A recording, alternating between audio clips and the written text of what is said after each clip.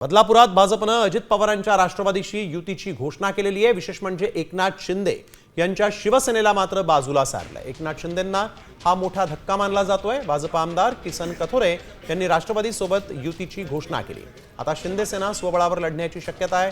अंबरनाथ आणि बदलापूर पालिकांमध्ये यापूर्वी शिवसेनेचं वर्चस्व होतं। महायुतीतील भाजप आणि राष्ट्रवादी काँग्रेस पक्ष तितकेसे मजबूत नव्हते। मात्र भाजपनं ठाणे जिल्ह्यावर विशेष लक्ष देऊन आपली संघटनात्मक बांधणी केलेली आहे।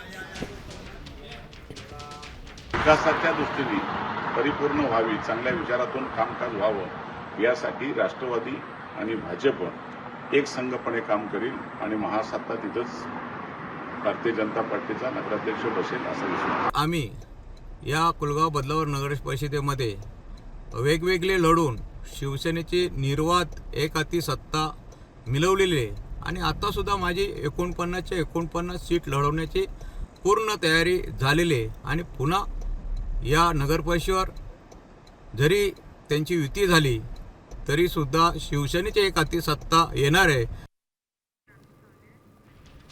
तर आपण बघतोय या महापालिकांमध्ये महायुतीत वाद असल्याचं कळतंय। त्यामध्ये नवी मुंबई महापालिका, ठाणे महापालिका,